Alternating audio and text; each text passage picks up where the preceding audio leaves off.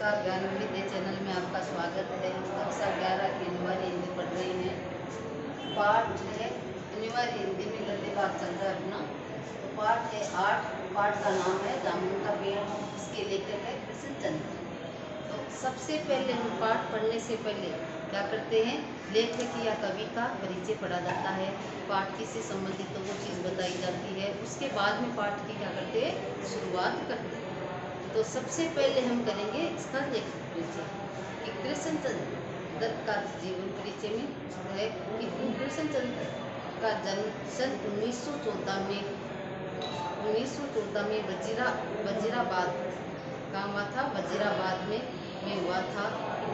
और ये जिस प्रकार मुंशी प्रेमचंद थे, मुंशी प्रेमचंद के बाद जो उर्दू में लिखते थे, मुंशी प्रेमचंद थे वो उर्दू में लिखते थे। उनके बाद में उर्दू में लिखने वाले ये दूसरे लेखककार या उपन्यासकार माने जाते हैं। इन्होंने कहानी और उपन्यास लिखे थे। हिंदी को उपन्यास और कहानी में आगे बढ़ाने में इनका भी प्रमुख क्या रहा है, योगदान रहा है। ये तो हो गए।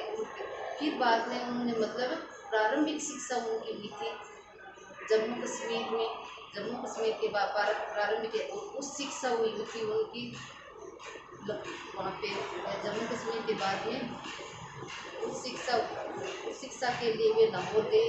और फिर एमए इंग्लिश से किया था उन्होंने, पंजाब से किया था। इस प्रकार उनकी शिक्षा पूरी हुई। शिक्षा पूरी होने के बाद उन्होंने क्या किया था, फिल्म जगत में अपना एक स्थान बनाया था। और जिसके कारण मुंबई में रहे। और मुंबई में 1977 में उनका क्या हो गया था, निधन हो गया था। ये तो हो गई उनके जीवन से संबंधित।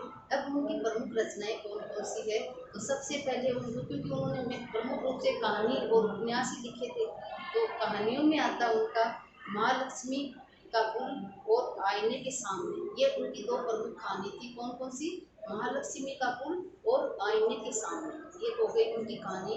अब उपन्यास में शिकस्त, जरगांव की रानी, सड़क वापस जाती है, आसमान रोशन है, ये आसमान रोशन है, एक गद्दे की आत्मकथा। ये हो गई उनके उपन्यास। और उनको पुरस्कार मिला था, साहित्य अकादमी पुरस्कार के अलावा उनको और भी अन्य पुरस्कार भी से भी उनको क्या किया गया था, सम्मानित किया गया था। ये हो गए उनके जीवन तथा उनकी रचनाओं से संबंधित और कौन कौन से उनको पुरस्कार मिला था उनके बारे में। अब है पाठ पढ़ना है। पाठ का नाम है जामुन का पेड़। तो जामुन के पेड़ के बारे में बताया गया है कि ये उनकी एक प्रमुख कहानी है जो व्यंग्य किया गया है। और किसके ऊपर व्यंग्य किया गया है, जो सरकारी कार्यालयों की संवेदन शून्यता, विवेकहीनता का लाल फीताशाही पर व्यंग्य किया गया है कि सरकारी जो दफ्तर होते हैं या ऑफिस होते हैं उसमें किस प्रकार की जो व्यवस्था है वो चल रही है। इसमें बताया गया है कि एक जामुन का पेड़ है, वो मतलब कहाँ गिर जाता है, एक सचिवालय के लॉन में गिर जाता है। और फिर उसकी फाइल है वो कहाँ कहाँ पर पहुँचती है उसका इसमें वर्णन किया गया है। और ये लोग किस प्रकार से मतलब आगे से आगे बात को क्या करते हैं, टाल मटोल करते रहते हैं। और उस जामुन के पेड़ के नीचे एक आदमी दब जाता है, जिसके कारण उस आदमी की क्या हो जाती है, मृत्यु भी हो जाती है। लेकिन वो उसकी तरफ ध्यान न देकर उस पेड़ की ओर भी ध्यान देते। तो ये बात भी बताया जाता है। तो इसमें मतलब व्यंग्य किसे, मतलब हास्य व्यंग्य कहानी है। जिस प्रकार हम किसी के ऊपर क्या करते हैं, हास्य के माध्यम से व्यंग्य कर देते हैं। क्योंकि ऐसे तो हम किसी के ऊपर व्यंग्य करते हैं, सीधा कहते हैं तो क्या होता है, वो अगला नाराज भी हो जाता है। लेकिन लेखक ने क्या, हास्य व्यंग्य के माध्यम से जो सरकारी कार्यालय है उनके ऊपर व्यंग्य किया गया है। तो पाठ की शुरुआत करते हैं कि रात को बड़े जोर से झंझट का अर्थ होता है आंधी। रात की बड़े जोर से झंझट चला, तो झंझट में आंधी चली और सचिवालय के लॉन में जामुन का पेड़ गिर गया। और जो सचिवालय था उसके पास जो लॉन में बगीचा था उसमें क्या गिर गया था, जामुन का पेड़ गिर गया। सवेरे को जब माली ने देखा तो उसे पता चला कि पेड़ के नीचे एक आदमी दबा पड़ा। मालिक ने क्या देखा कि जो सचिवालय था उसके लॉन में क्या गिर गया था, एक जामुन का पेड़। आंधी चली जिसके कारण आंधी के कारण जामुन का पेड़ गिर गया। और माली ने देखा कि क्या है, उस जामुन के पेड़ के नीचे एक आदमी दबा हुआ पड़ा। माली दौड़ा दौड़ा चपरासी के पास गया। अब मतलब कहानी की शुरुआत किस तरह से होता है, माली किसके पास आता है, चपरासी के पास। चपरासी उस और जो अधिकारी उसके पास, और वो अधिकारी और उससे उच्च अधिकारी उसके पास। इस तरह से वो मामला क्या होता है, चलता रहता है। तो माली दौड़ा दौड़ा चपरासी के पास गया, चपरासी दौड़ा दौड़ा कलरक के पास गया, और कलरक दौड़ा दौड़ा सुप्रीटेंडेंट के पास गया। सुप्रीटेंडेंट में प्रबंधक, जो प्रबंधक होता है उसकी जो व्यवस्था करता है, उसके तो जो सचिवालय की व्यवस्था करता है उसके पास, प्रबंधक के पास गया। और प्रबंधक दौड़ा दौड़ा बाहर लोन में आया। मतलब इस तरह से वो क्या हुआ, और प्रबंधक सब दौड़ा दौड़ा आया, लोन में आया। मिनटों में गिरे हुए पेड़ के नीचे दबे हुए आदमी के चारों ओर भीड़ इकट्ठी, और देखते ही देखते उस जो आदमी जामुन के पेड़ के नीचे दबा हुआ था उसके चारों ओर क्या हो गई, भीड़ तो इकट्ठी हो गई, और सब अपनी अपनी सलाह भी दे रहे थे। बेचारा जामुन का पेड़, लेकिन उस आदमी की नहीं सोच रहे थे, उस पेड़ के बारे में कर रहे थे कि बेचारा जामुन का पेड़ कितना फलदार था, उसके बारे में कह रहे, जामुन के पेड़ के बारे में, कि बेचारा उसके ऊपर दया दिखा रहे। जो आदमी मतलब दबा हुआ उसके प्रति कोई दया नहीं है लोगों की, लेकिन जो पेड़ है उसके प्रति वो दया दिखाते, कहते हैं कि जामुन का पेड़, बेचारा जामुन का पेड़ था, कितना फलदायक था। एक कलरक भी बोला, एक कलरक था वो बोलता, और इसके जामुन कितने रसीले होते थे, मीठे होते थे, इसके जामुन भी बहुत मीठे होते थे। उस जामुन की प्रशंसा करता हुआ एक कलरक था वो बोला। दूसरा कलरक याद करते हुए बोला, मैं फलों के मौसम में झोली भर करके ले जाता था, और मैं जामुन को, दूसरा एक कलरक थे, दोनों आपस में बातें कर रहा है। पहला तो क्या बोले, ये जामुन का पेड़ कितना रसीला मीठा है, और दूसरा क्या बोलता है कि जब इसके फल लगते थे तो मैं क्या करता था, झोली भर करके अपने बच्चों के लिए ले जाता था। दादा मेरे बच्चे इसकी जामुन ने कितनी खुशी से खाते थे, वो खुश होकर के इस जामुन को खाते थे। तीसरा कलरक लगभग रुआसा होकर बोला, वो आदमी दुखी होकर के रोनी सी सूरत बना करके वो बोला, मगर ये आदमी, फिर वो प्रश्न कर रहा है कि ये जो दबा हुआ आदमी है इसका क्या होगा। इस प्रकार से वो कहता है, माली ने दबे हुए आदमी की तरफ इशारा किया। हाँ ये आदमी सुप्रीटेंडेंट सोच में पड़ गया। जो सुप्रीटेंडेंट था, जो प्रबंधक था, वो सोचो उसके बाद पहले तो क्या वो जामुन के बारे में कर रहे थे, लेकिन फिर अचानक उनको याद आया कि वो आदमी है वो क्या है, पेड़ के नीचे दबा हुआ है, उसके बारे में कोई नहीं सोच रहा, लेकिन अचानक है कोई कलरक था वो सोचा कि ये जो आदमी दबा उसका क्या। तो जो प्रबंधक था उसने क्या किया, वो भी क्या था, वो सोच में पड़ गया, पता है जिंदा है कि मर गया। फिर उसने क्या कहा कि आदमी तो दबा हुआ है, लेकिन मरा हुआ है या जिंदा इस बात का हमें पता नहीं है। तो वो आदमी क्या, एक चपरासी ने पूछा, मर गया होगा। क्या जवाब दिया चपरासी ने, मर गया होगा। इससे भारी पेड़ जिसके पीठ पर गिरा हो वह जब कैसे मतलब बच कैसे सकता है, कि इतना मोटा पेड़ है वो इस पे गिर गया, लेकिन ये बच कैसे सकता है। चपरासी बोला, नहीं मैं जिंदा हूँ। तो उस आदमी ने क्या बोला कि मैं जिंदा हूँ, मरा नहीं हूँ। दबे हुए आदमी ने बड़ी कठिनता से कर्राते हुए कहा, जिंदा है। एक कलरक ने ताजुब आश्चर्य से, कि मतलब उसको आश्चर्य भी इस बात का हुआ कि इतना मोटा पेड़ गिरा है, लेकिन ये किस प्रकार से जिंदा रहा। आदमी वो बता भी रहा था कि मैं भी जिंदा हूँ, मरा नहीं हूँ। तो उसको आश्चर्य हुआ कि वो किस बात से इतना मतलब मोटा पेड़ गिर गया फिर भी वो जिंदा है। पेड़ को उठाकर इसे जल्दी से निकाल लेना चाहिए। तो क्या था, तो पेड़ है उसको उठाकर के इसे निकाल लेना चाहिए। माली ने सुझाव दिया, माली ने इसका सुझाव दिया कि इस पेड़ को उठा करके इस आदमी को क्या करना चाहिए, निकाल देना चाहिए। मुश्किल मालूम है, लेकिन ये इतना भारी पेड़ उठेगा कैसे, ये बात मुश्किल लगती है। एक सुस्त काम को मोटा चपरासी बोला, पेड़ का तन्ना बहुत भारी और वजनी भी है। सुस्त और कामचोर होते वो अपने उनका दिमाग भी उतना ही होता है जितना वो करते हैं, काम तो कुछ करते नहीं है, केवल वो आलसी या ऐसी बातें ही करते, फालतू की बातें करते। क्या मुश्किल है, तो पर्सन कहता है क्या मुश्किल है। माली बोला, अगर सुप्रीटेंडेंट यदि प्रबंधक साहब हुक्म दे, जो प्रबंधक साहब है हुक्म दे दे, तो अभी 15-20 माली चपरासी और कलक लगाकर पेड़ के नीचे दबे हुए आदमी को बाहर निकाल सकते हैं। 15-20 जने कि अगर ये जो प्रबंधक है तो उसके आदेश के बिना ये काम होने वाला नहीं था, पेड़ हटाने वाला काम। तो कि माली ने क्या कहा कि अगर ये जो प्रबंधक है ये आदेश देते तो 15-20 जने मिलकर के क्या करेंगे, इस पेड़ को हटा करके इस आदमी को निकाल देते। माली ठीक कहता तो दूसरे जो बाबू वो आदमी खड़े थे ना वहाँ पे, तो वो बोले कि माली है वो ठीक कह रहा है। बहुत से कलरक एक साथ बोल पड़े, लगाओ जोर इससे तैयार है। और समझ तैयार है कि इसको जोर लगा करके क्या कर देते, पेड़ को साइड में कर देते और आदमी को क्या करते हैं, अलग कर देते। एक साथ बहुत से लोग पेड़ को उठाने के लिए तैयार हो गए। सब लोग जो पेड़ को उठाने के लिए तैयार भी क्या है हो गए थे। ठहरो, जो प्रबंधक है वो क्या कहता, रुक जाओ। बोला मैं अंडर सेक्रेटरी से पूछ लेता हूँ, जो ऊपर का था उससे पूछ लेता हूँ। सुप्रीडेंट अंडर सेक्रेटरी जो अपर सचिव है, उससे ऊपर का सचिव है, उससे पूछा। अंडर सेक्रेटरी का अर्थ होता है अपर सचिव, जो ऊपर का सचिव होता है उससे। सेक्रेटरी के पास गया। अंडर सेक्रेटरी जो अपर सचिव है, डिप्टी सेक्रेटरी है, इस तरह से वो फाइल है वो मतलब एक दूसरे से के मतलब आगे पीछे वो चलते थे। कभी उसके पास जा रहे, कभी उसके पास, इस तरह से। और वो क्या था, अंडर सेक्रेटरी अपर सचिव है, वो डिप्टी सेक्रेटरी के पास, उप सचिव के पास चला जाता है। वो डिप्टी सेक्रेटरी ज्वाइंट सेक्रेटरी के पास गया, और ज्वाइंट सेक्रेटरी के पास जो संयुक्त सचिव है, ज्वाइंट सेक्रेटरी का क्या होता है, जो संयुक्त सचिव है के पास गया। और चीफ सेक्रेटरी मिनिस्टर के पास, जो नेता है उसके पास गए। इस प्रकार से मतलब मंत्री तक उसकी बात वो पहुंच गई थी, जामुन के पेड़ वाली बात। मिनिस्टर ने चीफ सेक्रेटरी से कुछ कहा, चीफ सेक्रेटरी ने ज्वाइंट सेक्रेटरी से कुछ कहा, और ज्वाइंट सेक्रेटरी ने डिप्टी सेक्रेटरी से कहा, और सेक्रेटरी से कहा कि डिप्टी सेक्रेटरी अंडर सेक्रेटरी से कहा, और फाइल चलती रही। और इसमें आधा दिन बीत गया, और आधा दिन मतलब फाइल को इधर उधर घुमाते हुए एक सचिव से दूसरे सचिव वाले डिप्टी ऊपर से ऊपर फाइल है वो चलती रही। और आधा दिन तो वो आदमी दबे ही बीत गया, लेकिन उसके ऊपर कोई कार्रवाई नहीं हुई, क्योंकि जो भी अफसर थे, तो इसीलिए इसमें हास्य व्यंग्य किया गया।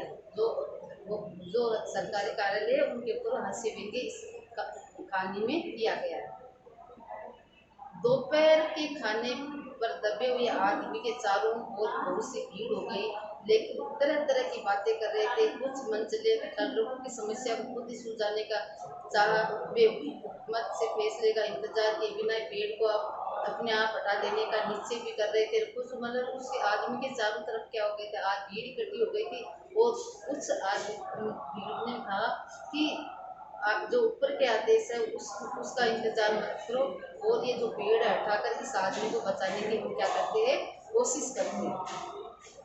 कि इतने में स्टूडेंट फाइल लिए भागा आया, बोला हम लोग खुद इस पेड़ को नहीं हटा सकते, कि ये हमारे काम नहीं है इस पेड़ को उठाने।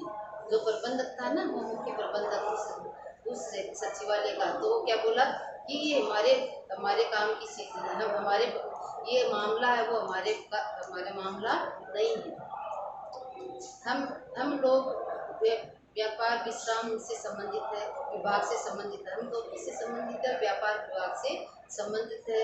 और ये पेड़ की समस्या जो किसी विभाग के अधीन आती है, और जो ये पेड़ वाली समस्या ये किसी विभाग के अंतर्गत आती है, इसलिए ये हमारे अधीन ये पेड़ नहीं है। इस तरह इस फाइल को अब क्या काम ले जाना चाहते थे, वो जो पारक करके किसी विभाग में भिजवा दे। तो इस फाइल को क्या भिजवाना है, किसी विभाग में भिजवा देना। वो सुप्रीडेंट जो मुख्य प्रबंधक है वो उससे आदेश देता है कि ये जो फाइल है हमारी, तो उसको कहाँ ले जाओ, किसी विभाग के अंतर्गत भेज दो।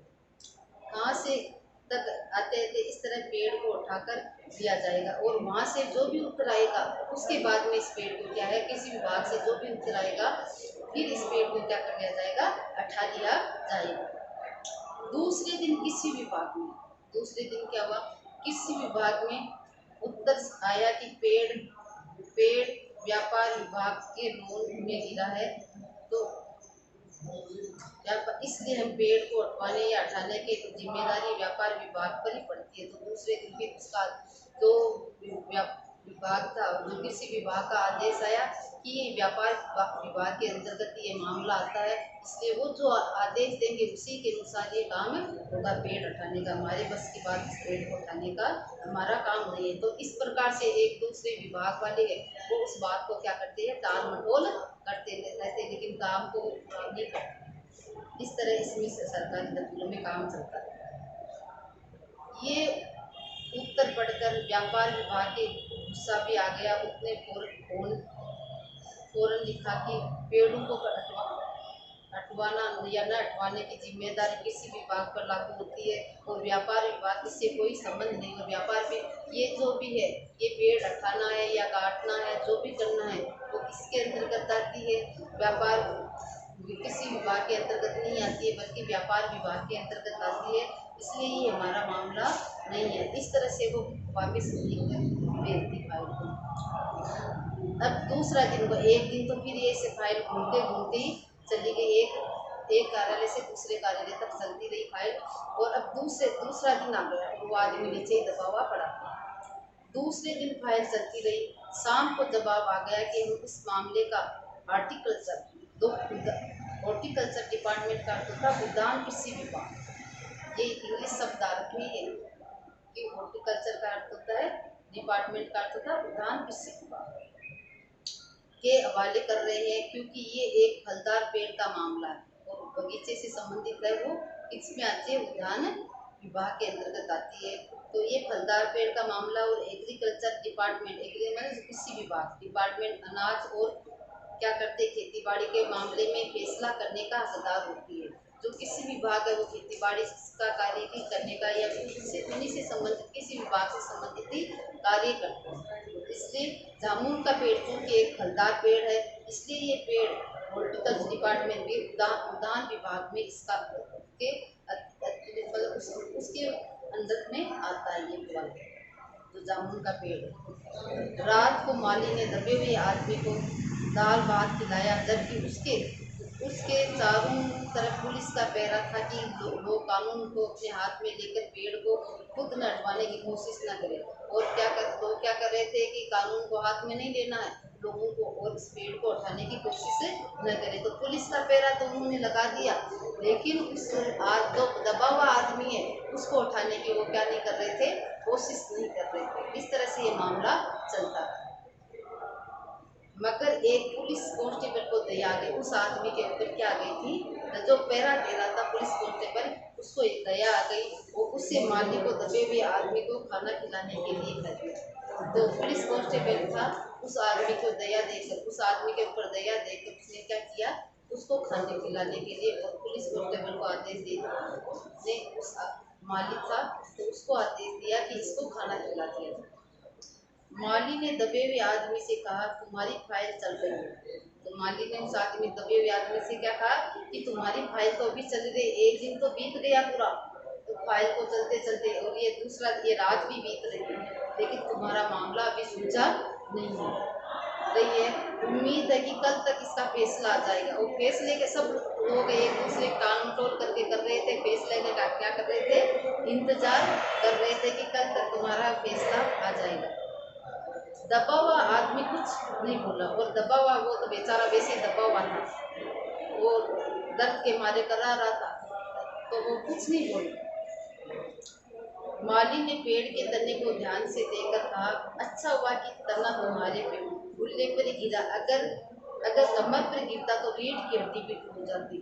तो वो दबे उसे सहानुभूति देते यही कहा कि ये तुम्हारी कमर पे, अगर कमर पर गिरता तो क्या हो जाता, ये रीढ़ की हड्डी है, गुल्ले पर ही गिरा, और अगर कमर पे गिरता तो रीढ़ की हड्डी है तुम्हारी टूट जाती। इस प्रकार तो वो कहते हैं, लेकिन उसे कर नहीं पड़ा। दबा हुआ आदमी फिर से कुछ नहीं बोला और वो चुपचाप सुनता रहा उनकी बातों को, लेकिन वो बोला कुछ नहीं। माली ने फिर कहा, तुम्हारे यहाँ कोई वारिस है तो मुझे उसका अता पता बताओ, मैं उन्हें खबर देने की कोशिश करूँगा। या वो तुम्हारे को वारिस है या कोई तुम्हारा रिश्तेदार है, वो बताओ, ताकि मैं तुम्हें तुम्हारी सूचना उन तक पहुँचा दूँ, ताकि वो तुम्हें आकर के ले जाए। तो वो दबा हुआ आदमी क्या कहता है, मैं लावारिस हूँ, मेरा कोई वारिस नहीं है, मैं लावारिस हूँ, मेरे कोई रिश्तेदार भी नहीं है, न कोई मेरे वारिस है, मैं तो क्या हूँ, लावारिस हूँ। दबे हुए आदमी ने बड़ी मुश्किल से कहा, माली खेत प्रकट करता हुआ वहाँ से हट गया, और वो दुख प्रकट करता हुआ वो हटता। तो माली ने मन में ये भी सोचा होगा, तभी इसकी ये स्थिति की, इसकी अभी तक कोई पूरा दिन बीत गया, लेकिन इसे कोई खोज खबर नहीं ली। अगर कोई इसका वारिस होता तो कोर्स कबर तो जरूर लेता, लेकिन इसकी कोर्स कबर नहीं, इसका मतलब ये लावारिस ही है। तो फिर उसके सामने बात आई गई थी कि उसने बता दिया कि ये लावारिस है, मैं लावारिस हूँ। तीसरे दिन, बस 2 दिन बीच गए, तीसरा दिन आ गया हॉर्टिकल्चर डिपार्टमेंट, तो उद्यान विभाग का जो फैसला आया, जवाब आ गया कि बड़ा कड़ा जवाब था, और बड़ा जवाब था, और व्यंग्यपूर्ण भी था। व्यंग्यपूर्ण, जो किसी भी पूर्ण इसलिए किया जाता है, व्यंग्यपूर्ण भी था।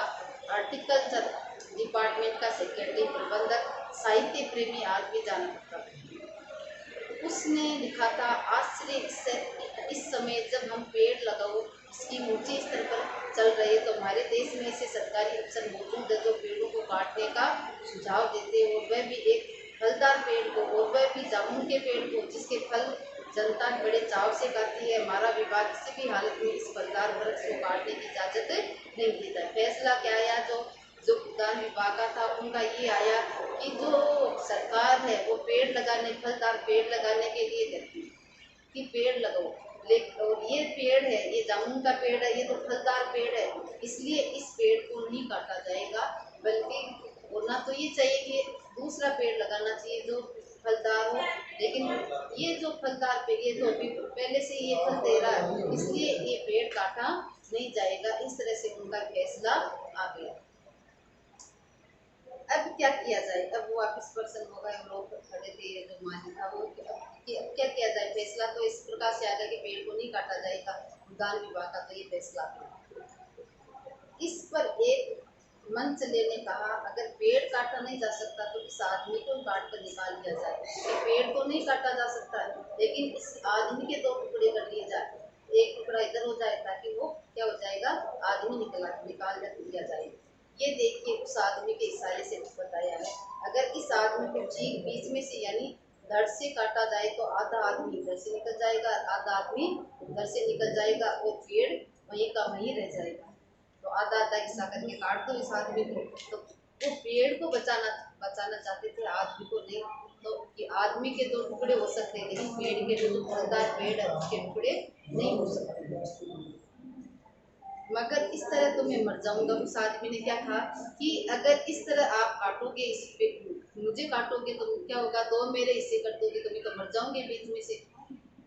दबे हुए आदमी ने अपनी आपत्ति प्रकट करते हुए कहा, ये भी ठीक कहता है। एक अलग बोला, तो बाबू था उसने क्या कहा कि ये भी ठीक कहता है, अगर इसके 2 टुकड़े, आदमी के 2 टुकड़े करोगे तो क्या होगा कि ये मर जाएगा।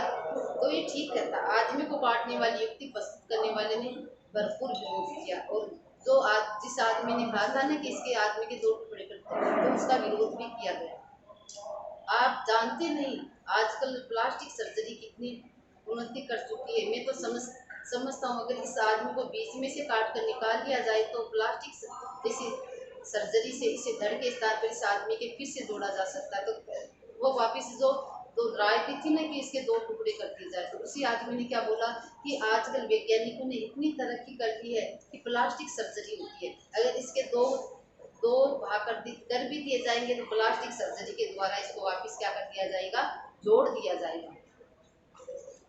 इस बार फाइल मेडिकल डिपार्टमेंट, अब क्या हुआ, वो फाइल घूम रही थी इधर से उधर।